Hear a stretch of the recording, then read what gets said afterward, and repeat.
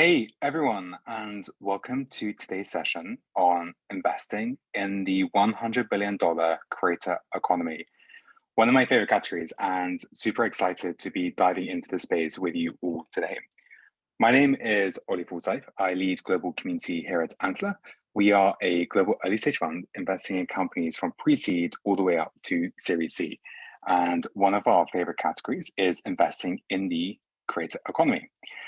So I thought today what we'll do is we'll actually spice things up a little bit and provide you insights on what we look for as investors in creator economy platforms. We have written quite frequently about the space, but most of the time it's been global trends or what consumers are looking at, not what founders are, looking to do or what types of platforms founders are building, and the types of resources they need to build really successful companies. So during the next half an hour, 45 minutes, we'll be going through unpacking the creator economy timeline, where it started and where we are today. Also covering why so many of us are becoming creators. We'll also be going through investing in the creator economy. So this includes the metrics, benchmarks, different types of network effects, go-to-market strategies, cohort analytics, community, and what you should be looking for when you prepare to fundraise for your creator economy related platforms. We'll also be going through what it takes to build a company in the space, and also providing some insights on what creators think about when they look to join a creator-led platform or when they look to change and take their audience from one platform to another. So it's pretty interesting. A staggering 29% of American high school students plan on becoming creators as a preferred career choice. And what's staggering is we first started looking at the space a couple of years ago. And as a former podcaster, it was incredibly hard to monetize. At the time, I had about 80,000 listeners. And although I was getting lots of really interesting guests on the show, at the end of the day, you want to monetize what you're creating. And I got really frustrated. Why do podcasters not get paid the same as music artists do on streaming platforms back in the day? And it got me really excited about the space. And it's been so encouraging to see different types of creators now flourishing. You have podcasters, musicians, gamers, or you might be just providing personal travel advice on where to go on holiday, such as on platforms such as TikTok. But creators are not just small business owners, they're actually consumers, and they know exactly how we think, or they know what we're thinking about, and they know how to sell to us as they can relate. But if we look at the 2021 highlights, what's staggering is this economy or category came to a valuation of $100 billion, which is just insane. There was $1.3 billion invested in the space throughout 2021. And that includes funding rounds such as Patreon with a $155 million Series F, Kajabi, $550 million, Cameo at 100, Substack at 65, and there were 11 creator economy unicorns or platforms which reached unicorn status in 2021. Bearing in mind, there are actually have only been 15 creator economy platforms which have reached unicorn status since 2020, so in the last 3 years. And creator funds were emerging from the likes of Snapchat, TikTok, and Meta. And the reason why they were launching these creator-led funds is they are really struggling to retain their best creators. So they want to incentivize them as much as possible, obviously, so they can stay on the platform and make both parties some form of revenue. And I came across this really interesting stat. There are now 200 million creators globally. And I know there have been different numbers kind of flying around. There have been 50 million creators, 400 million creators, but we think 200 million creators is quite accurate. And if we take you through this, there are 23 recreational creators. And these are your typical creator with maybe 1,000 followers, so who are just starting out. You have your semi-pros, which is the largest bucket, 1 to 10,000 followers. And this is where it becomes really interesting. There are 41 million pro creators with 10 to 100,000 followers. And when you look at the expert category, there are 4 million creators who have anywhere from 100,000 followers plus all the way up to 1 million to 10 million followers. So where do you start as a founder who's looking to build in the creator economy space?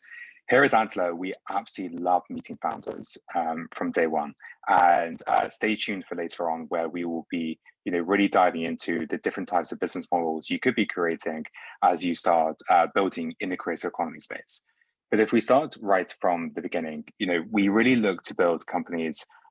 We really look to back founders, who have that absolute obsession. Maybe they are a former creator themselves, or they've been in the creator space for a while, and they really understand the creator pain points, and they want to solve it by creating some form of platform. I would be thinking about the type of platform you want to create.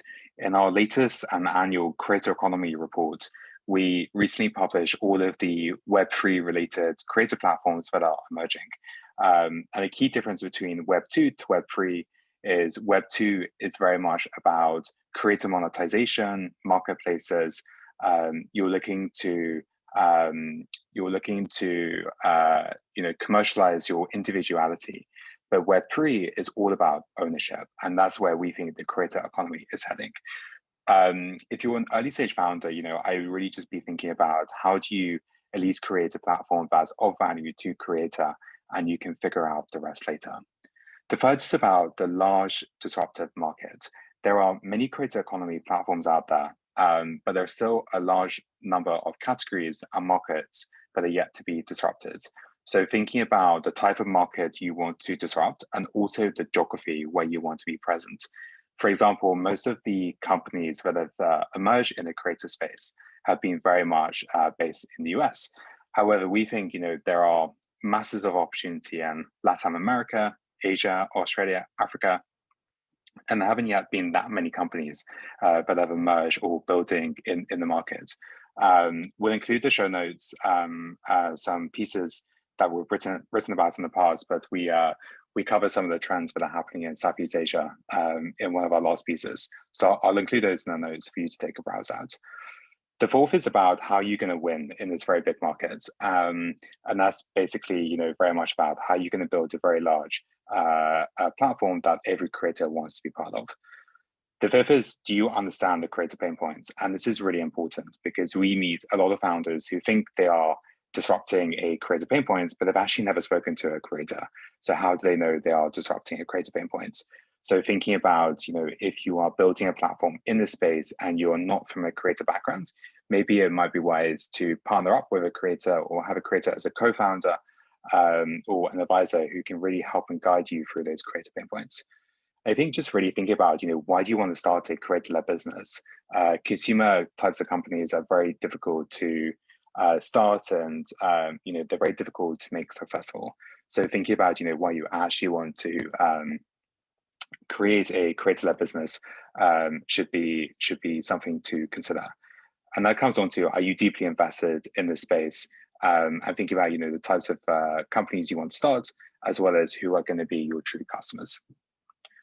So when we think about creator types of companies, we really think about what do creators really care about? And having spoken to a number of creators over the years, we've learned that creators really care about two things, and that's attention and revenue. Attention equals revenue. Revenue all comes from attention.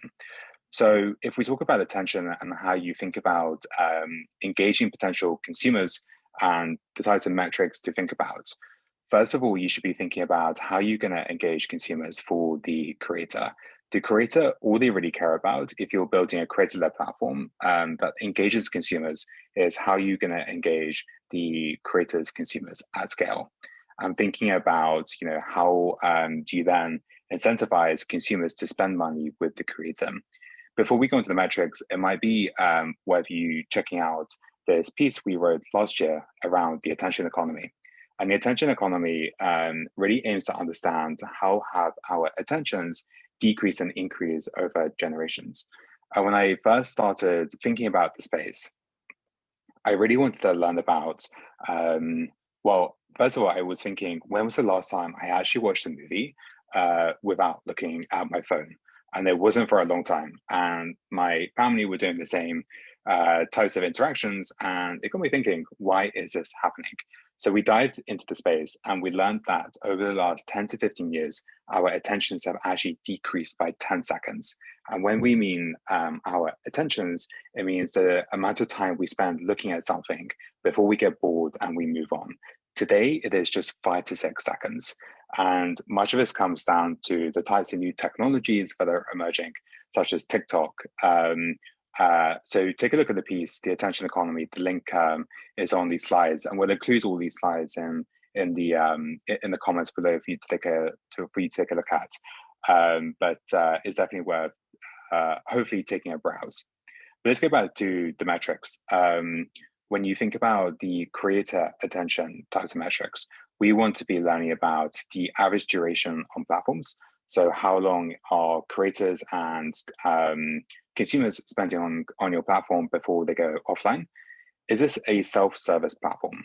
And what we mean by self-service, if we look at YouTube, for example, or TikTok, these types of platforms are not providing, are not telling creators what to do or the types of content to produce. They might be providing tips or guidance, but they are not telling the creators what to do. So do you want to be a self-service platform where essentially you're just providing the technology and the infrastructure for the creators to make a living? The further is active users. So active users can be broken down by daily, weekly, and monthly. And also that counts for repeatability. So the repeatability is how often are those consumers coming back to the platform, both for creators and consumers. And, are they spending money? Are they making bookings for maybe different types of creators? Or, are they booking courses, events, fan interactions, etc.? The other piece also you need to think about is the average cost per user. So we call this CAC. How much is the average user going to cost you, and how much is that user going to spend over time on your platform? We'll go into some of the use cases later on, but obviously if the average user is costing you more than they spend with you, then perhaps it's not the best business model to go down. And of course, this comes down to how much is the average user spending with you. So as well as attention, obviously creators want to be learning about how can they make a source of income. And at the earlier stages, I wouldn't be thinking too broad. Sometimes we meet founders who are solving 5 to 10 pain points for the creators. That probably means they have 5 or 10, maybe 15 different types of revenue streams for the creator. But at the earlier stages, to be honest, it really doesn't matter. You want to be focusing on 1 to 2 sources of revenue that can really help and solve a pain point for the creators. And prove the business model works. And hopefully over time, as you start to become seed, Series A types of companies, instead of providing as many sources of income or revenue opportunities for the creators, you should be adapting to the creators' needs instead. Different creators will have different needs, but as you start to scale, you're most likely to see a pattern of the different types of needs creators will be facing. So follow the creator, don't go all mass market. And some of the metrics, we want to be thinking about as creators or as investors, especially from a revenue perspective. We want to know the revenue spent per user, free versus premium. So how long is the typical user spending with you before they start to upgrade some of their subscriptions, or do they ever upgrade? Organic versus paid. So is much of your customer acquisition coming from paid revenue, or is it very much organic? The other, or the additional, is churn. So churn is broken down into how long is the customer staying with you until they leave the platform and no longer come back. And like we mentioned, cost of acquisition. And I put a CTA here. This is a call to action for you to think about when you're building a creator-led platform. Payments. This is something I got thinking about when looking at creator platforms. Can you essentially operate in every single market globally? Depending on the different types of platforms, if it's, for example, very fintech or crypto finance related, does that allow you to operate in every single market? And how many revenue streams can your creator earn before the retention plateaus?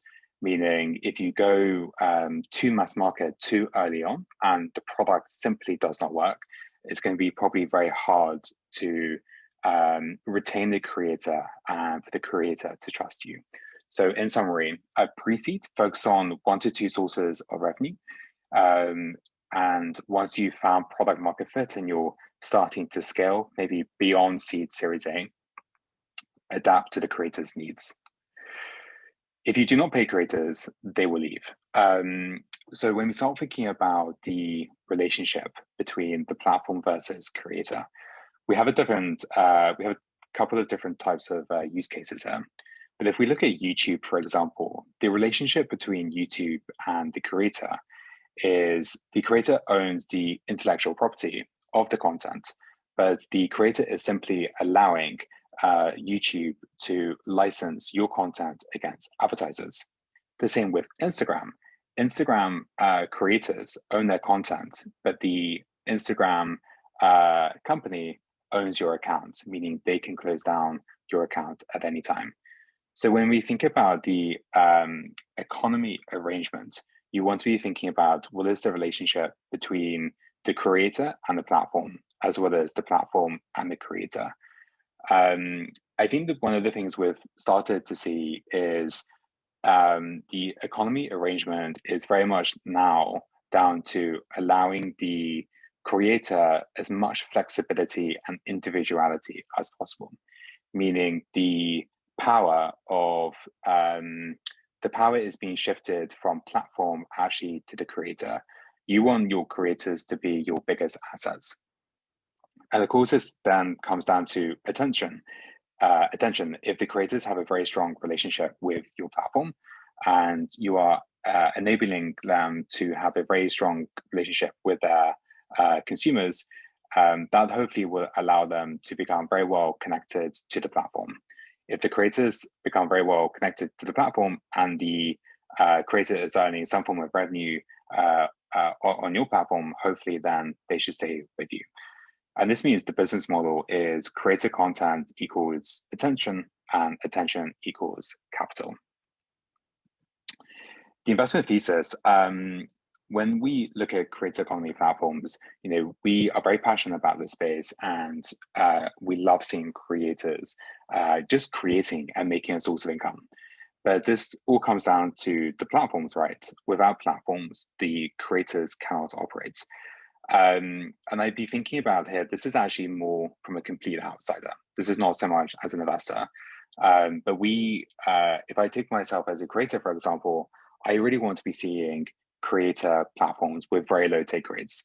We'll go into a couple of examples later on, but in the past and history has shown us that platforms have sometimes maybe taken advantage of creators, where they take 30 to 50% take rates of the creator.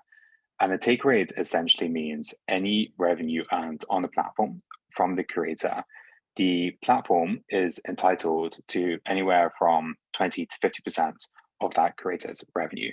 That, as a creator's point of view, is completely unfair, especially when the platform is not providing any distribution or discoverability opportunities. So thinking about your, again, relationship with the platform, what is going to be your revenue opportunity of the creator, and is it fair? The second is community-led. We have talked a lot about, when we've written our creator economy related content, we talk a lot about community. So the creator economy timeline has shown us that, back in the day when the creator economy was just beginning, platforms just provided creators with an opportunity to be discovered or to have some form of distribution software that allows them to find fans. The Web 2 was very much around creators monetizing and again, distribution. Where we are today, Web 3 is all about ownership and community.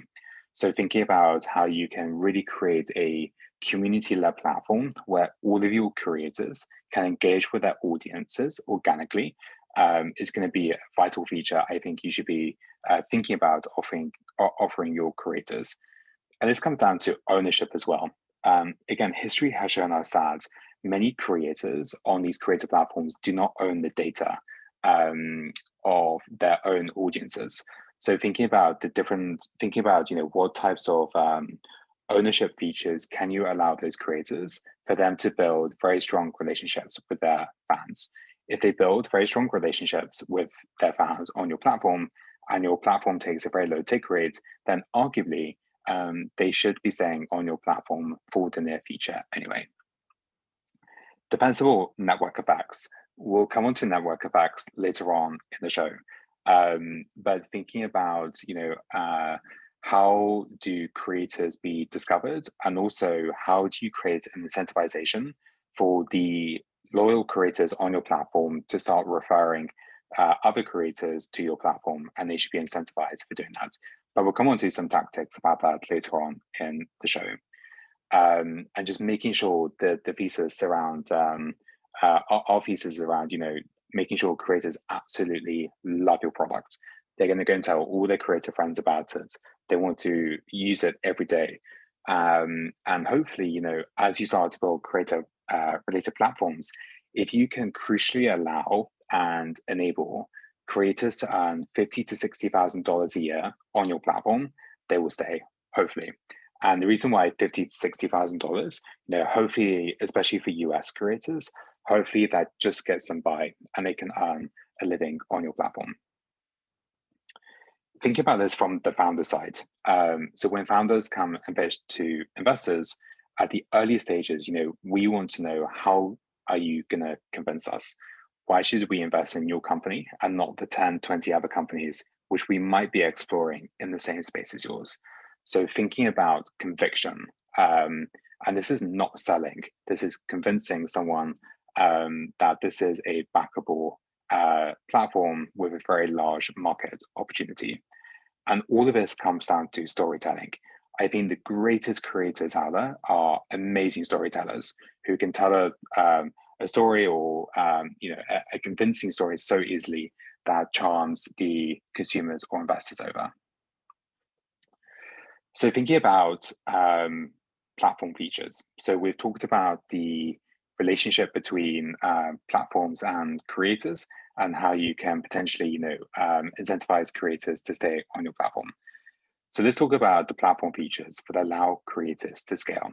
Going back to one of the points earlier, it's very much about attention or revenue for the creators. And I think one of the fascinating features that some creator platforms are starting to incentivize is bundling. And bundling essentially means that if I am a consumer and I have 2 to 3 creators who I absolutely love on the same platform, who might be providing similar types of content, but they all charge $10 to $20 each. I don't want to be paying $20 each per creator. That's $60 for really getting the same content. But I would love to pay $30 and get access to 2 to 3 creators. So by bundling, it not only allows those creators to reach a much bigger audience, but it also allows the consumers the option and the incentivization to stay on your platform because they've been treated fairly. The second is upfront payments, and this is a big struggle for creators right now. Many creators are not paid until the end of the month or in 30 days until they from having signed up their first customer, or as soon as the customer signs up. Especially the slightly early stage creators, some of them can't even afford to pay rent that month. So thinking about, how can you really look after your creators, incentivize them, make them feel incredibly loyal. Of course, if there's going to be upfront payments, there needs to be a whole vetting process. But some of our favorite creator-led companies, especially which we've seen recently, are providing upfront payments. And again, we've spoken about limited take rates, so I won't spend too much time on this. And the same as ownership. But thinking about also providing as much information to the creator as possible. So analytics. The creators, you'll be surprised to know, are very, very data driven. They want to know exactly who their creators are, the age demographics, geography, what age demographics are spending what amount of time on your platform, at what times. You may be thinking the 20 to 34-year-olds might be spending more time at 5, 6 p.m. because that's when they finish work. the 40 to 50-year-olds might be spending more time on your platform and maybe 9, 10 o'clock at night because they might have more heavy jobs and can't take as much time off work. So providing as much information and analytics to the creators as possible is going to be a key feature to think about. I think we have covered most things, so let's move on to next. Scaling in the creator economy, one of our favorite areas when it comes down to thinking about early stage companies. So when you're thinking about scaling in the creator economy, especially at the early stages, it's so hard to find your first customers. I remember in the podcasting days, it was so hard to find my first 1,000 listeners. I think I DM'd probably 5,000 people on Twitter, just asking if you would please listen to one of my podcast shows. It's an entrepreneurial podcast show, so I must have emailed DM 5,000 people on Twitter. It takes such a long time. So at the earlier stages, some of the more scalable approaches could be partnering with complementary collaboration providers in the creator economy space. For example, if there's a platform that is a good fit to what you're offering and they are at the earlier stages, why didn't you guys partner up? It would save potentially both of you a lot of time. There would be, again, complementary efforts and outputs and inputs, but you could potentially learn a lot from each other. And as you start to grow, and obviously as your platform starts to become most notable, partnerships with some of the more notable creator platforms, such as Snapchat and Patreon, might be a more suitable match. And again, community, never underestimate the power of community, and it's pretty much all free. So thinking about how you can build a really strong community-led platform is going to be potentially one of the growth opportunities to be thinking about as you start acquiring creators as well as consumers for the creators. And just always be thinking about how do you enable those creators to survive. And it's almost, you can think about this as a job.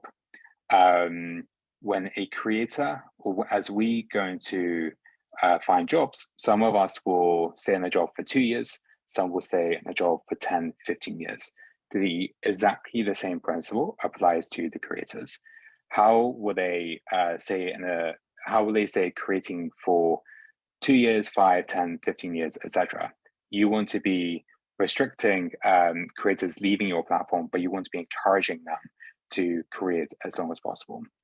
And of course, this comes down to revenue as well. So thinking about revenue as a platform, network effects, I think one of the best ways to scale in the creator economy is lifetime royalties. And this actually comes from one of the most notable creator economy related platforms. They provided lifetime royalties to any creators who were referred to the platform. For example, if I was a creator and I referred you to the platform, and the platform took a 10% take rate of whatever you earned on the platform, I, as the initial person who referred you to the platform, would retain a 10% lifetime royalty of the 10% overall take rate. So essentially a 1% lifetime royalty of that overall revenue that you earned on the platform.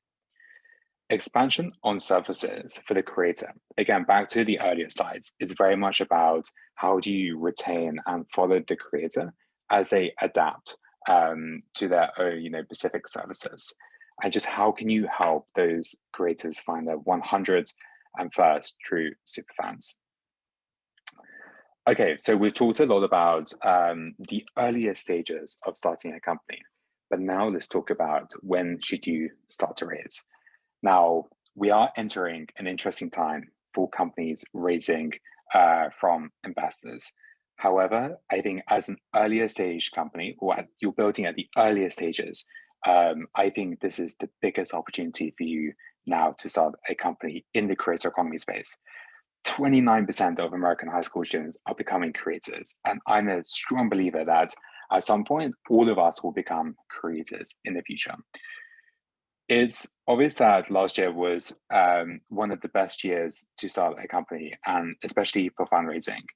But as you start to fundraise, I'd be really thinking about a couple of metrics. First of all, there is never an exact time to raise capital, but some of the key considerations you should be thinking about include: are your metrics growing? This may seem very obvious, but if they're only growing by a couple of digits, it's probably not the best time to be raising. However, if you're seeing insane growth, such as 20 to 30% month on month growth, then that's a pretty good start to be looking at. Is the market hot? Well, the creator economy is super hot right now. So that is probably a green tick for now. Have you found product market fit? So are creators using your platform on a daily, monthly basis, and are consumers returning or again starting to use it on a regular basis? Is your churn reducing? So you can actually look here for the cohort analytics. You'll see, for example, at a very early stage company, you start with 83%, but then as you progress, it goes down to 46%. And churn basically means are your customers staying with you for longer as you start to grow your company? So doing a cohort analysis, if you haven't done one yet, is hugely beneficial. Hopefully, your customers will be staying with you longer as you start to grow your creator-led platform. And do you have a strong pipeline in sales and revenue? And this might not just be sales, but it might be creators. It might be partnership opportunities, or it might be different types of avenues or international expansions you're exploring. And most importantly, at the earlier stages, do you have an amazing team that investors will want to meet you?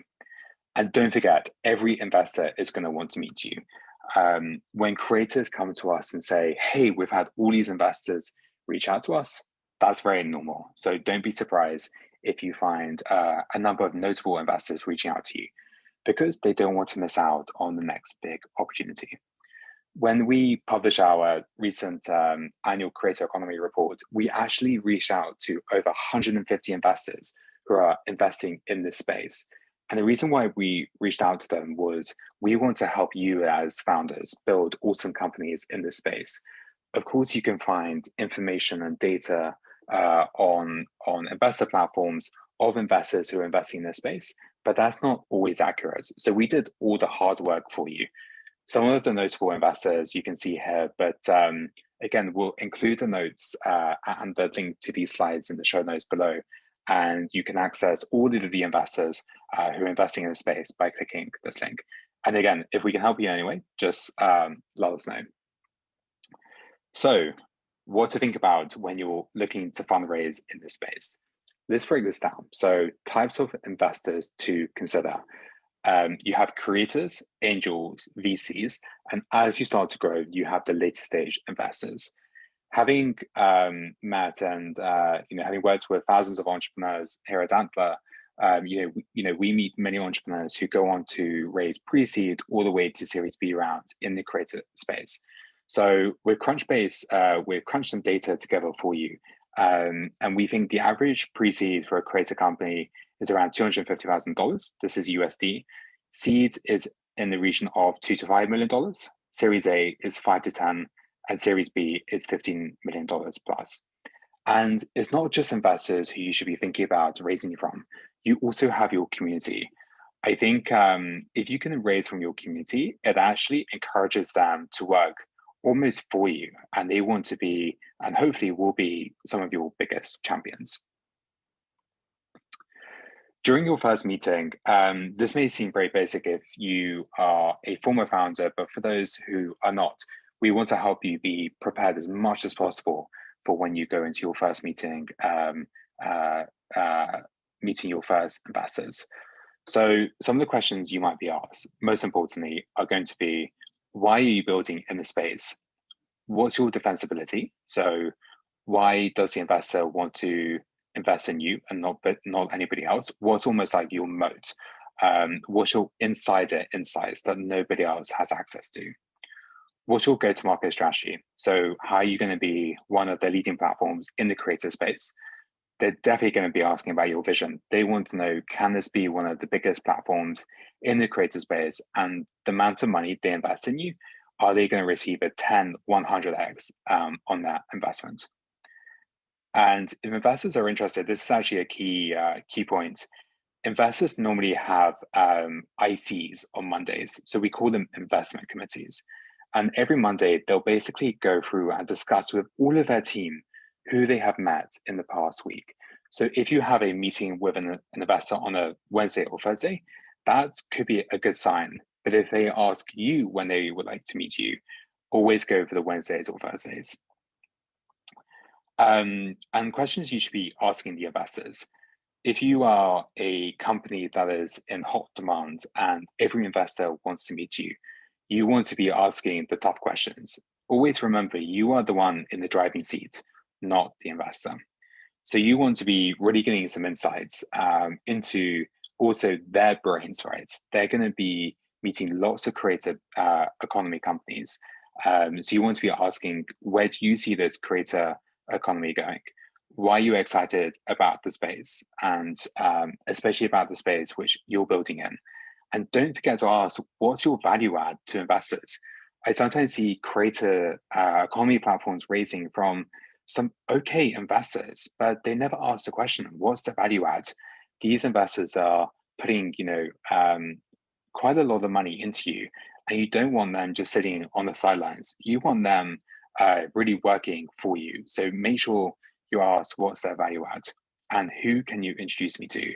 I think for especially creator-led platforms, if you can find investors who have a very strong network in the creator economy space, especially with creators, that's going to be hopefully a very strong value add for you.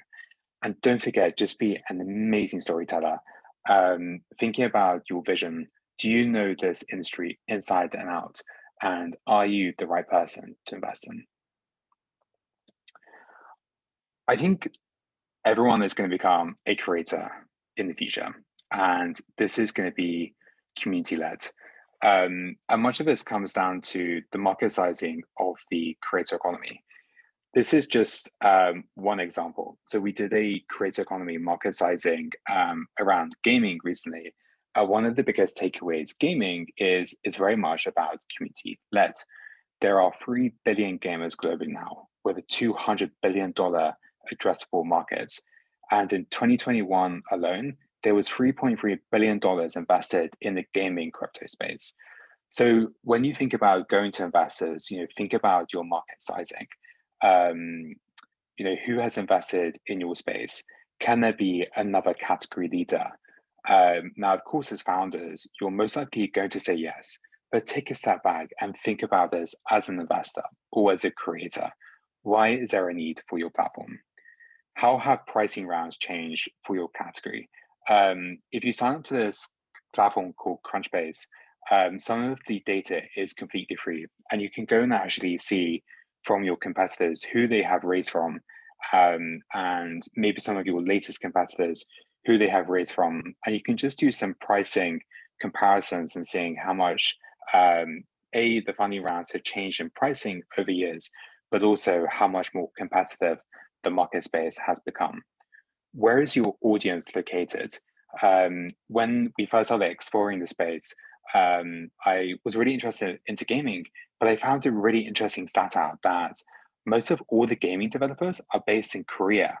I never knew that, even though we spent tons of time exploring the space. So really do your own market sizing and collect as much information on the space as possible, especially in the space you're building in.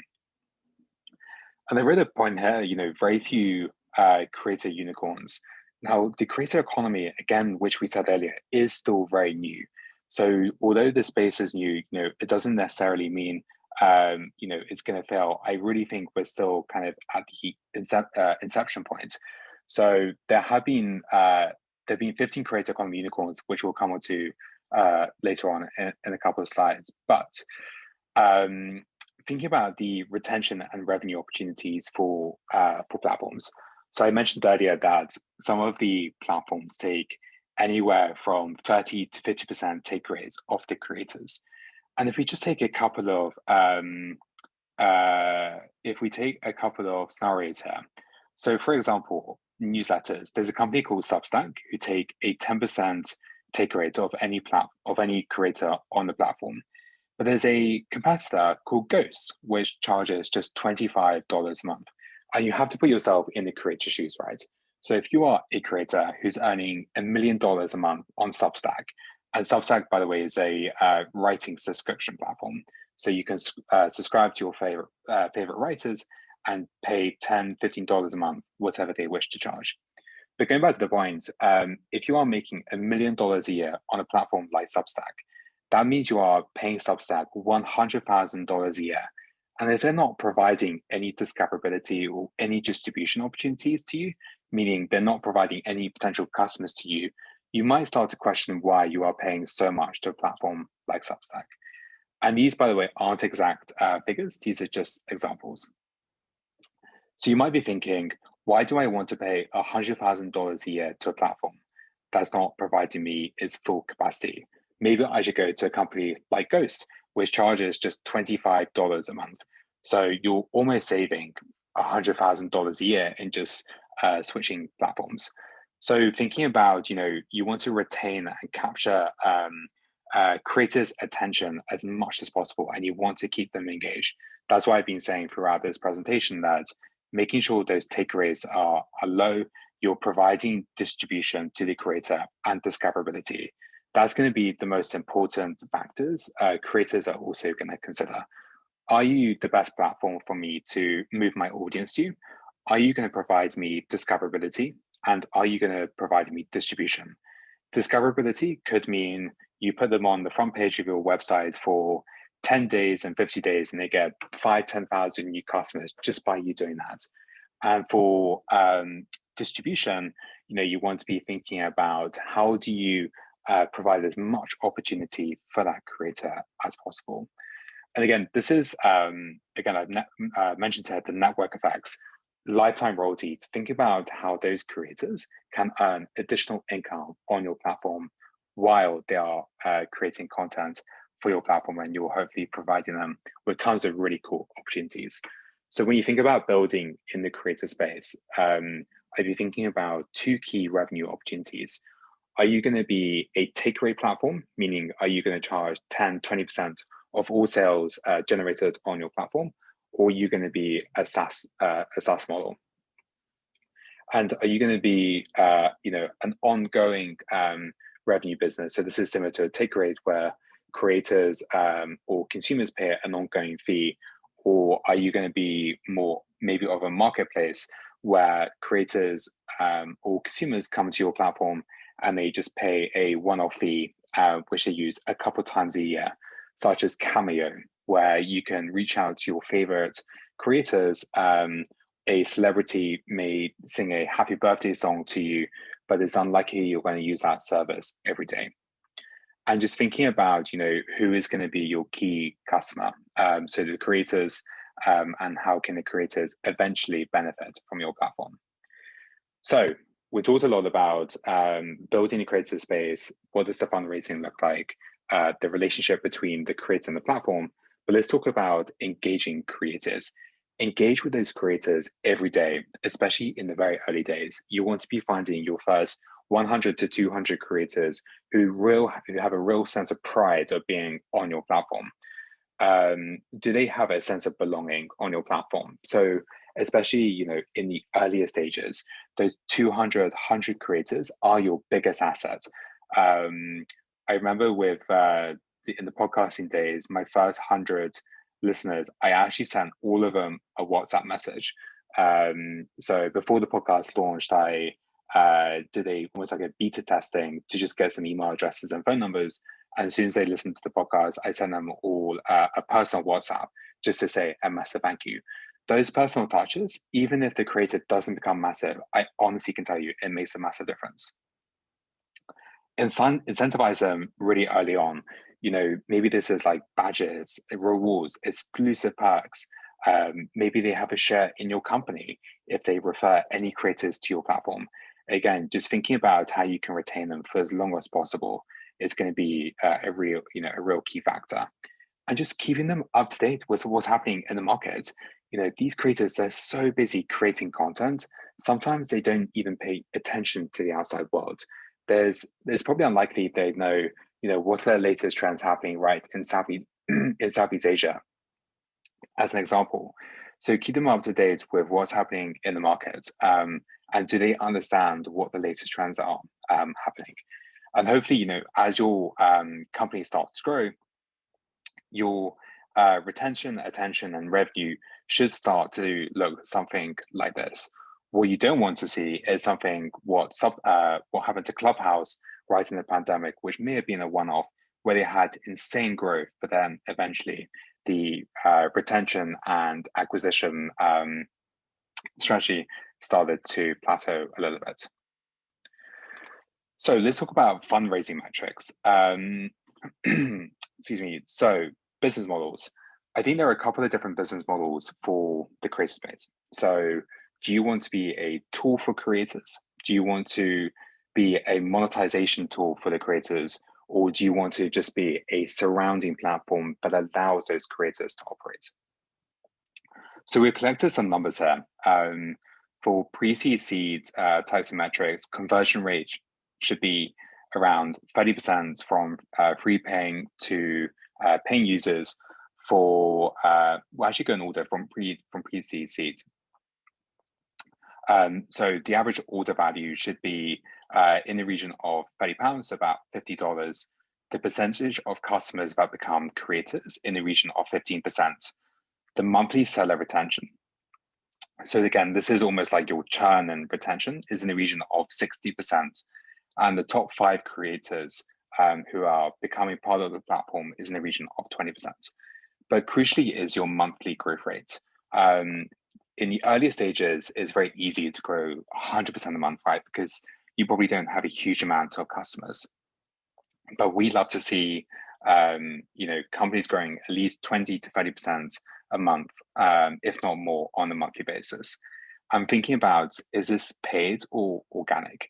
I should think right in the early stages is probably mostly organic because you don't have a huge amount of capital to spend on paid search. And I mentioned the last bit here, conviction. This is more for the investor. Why is the investor going to invest in you?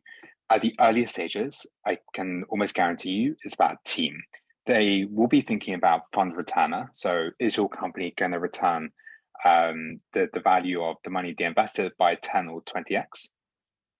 But most likely they're thinking about the team. For Series A types of companies, because you're much later, the conversion rate from free paying to paying users in the region of 10%, if not more. I mean, we've seen most companies more recently, much more than this actually. It's about 50 to 60%.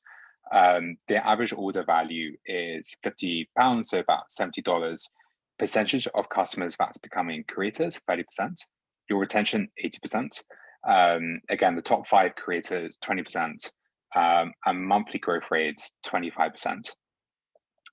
And the reason why this is maybe a little bit more challenging for Series A types of companies is you have a lot more capital available, so you should be able to scale a lot quicker. But yes, you have much more customers available, etc. But you have hopefully a lot more capital behind you, especially for the investors. Yes, they've probably met you as a team over time, but at the later stage, they're thinking about, is your company going to return the entire fund?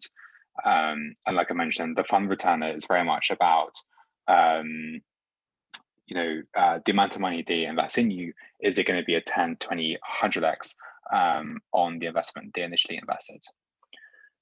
Cool. So we discussed, hope that was useful, by the way. I really enjoyed finding out more about the different types of metrics early stage investors and late stage investors think about when they think about investing in creator economy platforms. But some of the common pitfalls founders make, and which we've seen happen over time, it's very hard to build a consumer-led company. And creators are always in demand. So thinking about, how are you going to retain that insane loyalty with the creators, right? before they go and potentially leave your platform and go to another platform, which you want to try and avoid, right?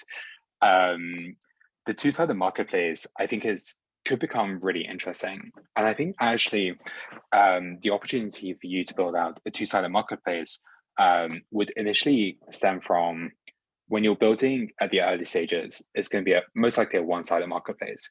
You're most likely going to encourage all of the creators to bring their audiences to your platform. But you most likely, as the platform, have a ton of data on what that audience actually looks like and how they're engaging. Over time, once you start having 5, 10,000 creators bringing their audiences to your platform, you could potentially build out a two-sided marketplace, meaning you're providing tons of opportunities to those audiences of the creators.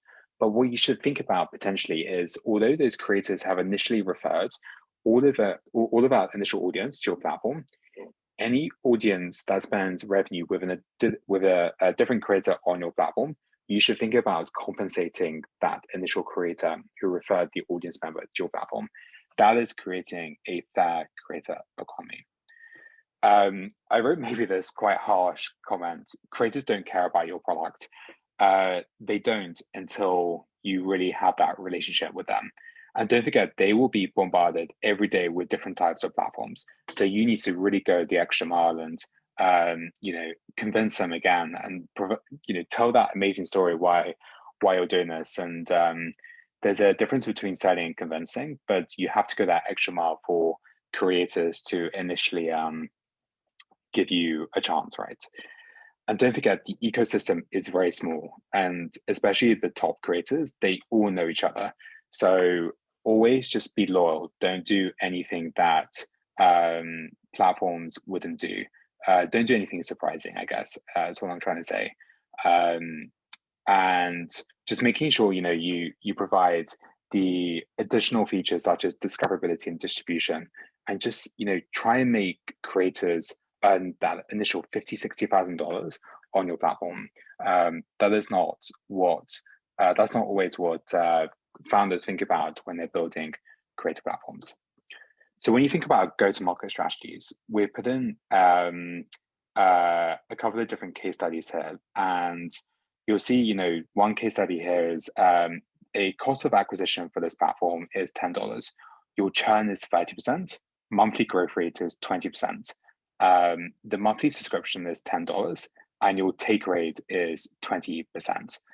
If we look at case study 2, your CAC is 5%, your churn is 10%, monthly growth rate is 30%, your monthly subscription is $10,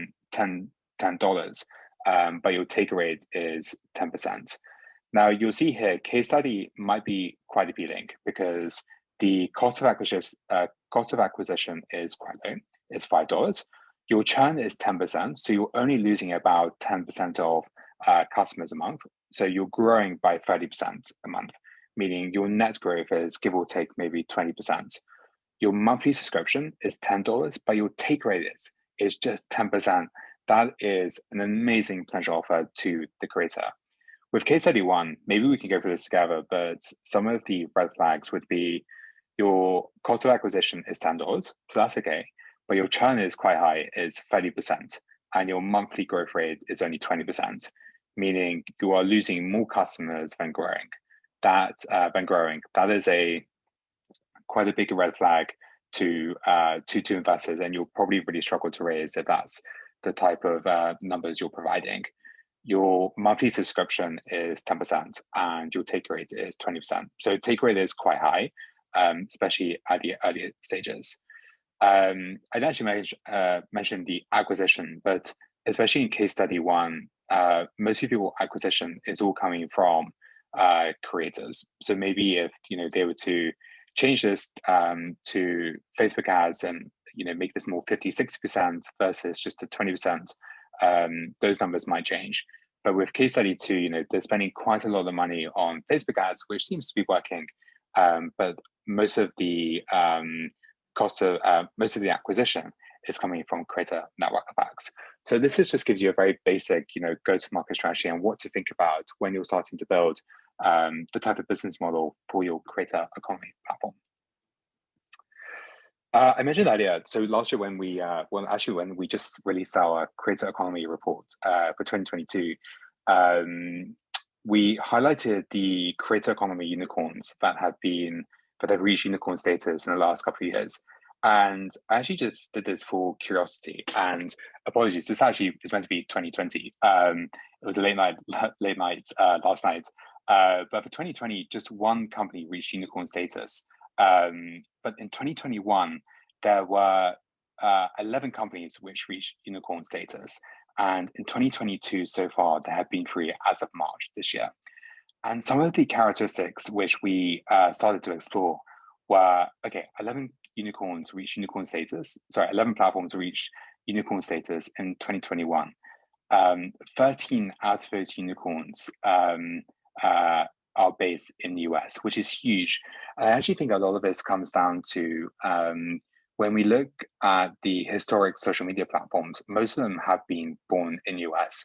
So it might just be, the talents there. And if you look at most of the VCs, they're also there, right? Europe has yet to produce a creator economy unicorn, and only one of the 15 unicorns has been founded by a female founder. And I thought this was pretty interesting, actually. The average company which reached unicorn status in 2021 raised $13.5 billion at Series A, and it took them just 6 years to reach unicorn status. And so, one of the notable trends we're seeing is on gaming, live streaming, fan interactions. We're seeing tons in e-commerce. I think e-commerce is really exciting, especially with live shopping, NFTs, crypto, and more. We continue to be really excited about the creator space. So we have now invested in over 40 creator economy related platforms. Some of them can be found here. And, I think just when we think about investing in creator economies, just have a lot of fun. I think if you are at the earlier stages, thinking about how just to engage with creators early on, go out and meet them, go that extra mile, send them Instagram DMs, send them Twitter DMs, maybe start writing about the space.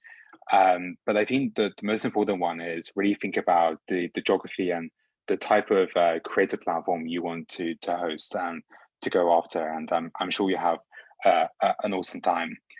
But before we end, we have some of my favorite creators who I spoke to a couple of days ago who provided some really cool insights on what challenges they're facing, especially as TikTok creators. The day-to-day operations is insanely challenging, and I don't think we always go and think about this. Thinking about how do you respond to your customers, those day-to-day payments, analytics. Some of them are really worried about burnout. Being a creator, like I mentioned earlier, is incredibly difficult. Platforms not allowing creators to own their audience's data, that's another big one. Discoverability through platforms. Platforms might be taking a 30 to 40% take rate, but they're still not allowing their creators to be discovered. And the money and legal protection through platforms. This, I think, is going to become a really interesting obstacle for platforms to overcome, but especially on writing platforms, or content-related platforms. How do you avoid other creators or consumers essentially taking that content and replicating it and claiming it's theirs? And different types of growth opportunities. I think we almost look at this as we can probably refer and relate. When you go into a company, you want to grow and go into new things. They're exactly the same as creators. And that all comes down to, the different types of growth opportunities you provide to creators and following the creators, adapting to the creators' needs, like we've been saying throughout the show. So, hey, this was a lot of fun. I hope it's been really useful, and we absolutely love the space. So we would love to see, at least how we can support you or make any introductions we can for you. But we have written quite a lot about the space, and we always call this your MBA of the creator economy. We have done a piece around what is the creator economy, and this was actually written before the creator economy actually, kind of exploded. Our 2021 creator report, which really focuses around Web2 creator economy. the attention economy, which I mentioned at the beginning, which really talks about how have our attentions decrease and increase over generations. We wrote a piece around NFTs and the rise of digital ownership. We actually wrote again about NFTs before the whole space exploded. Our recent 2022 annual creator economy report, which we published this year, which focuses on crypto and the rise of creator ownership.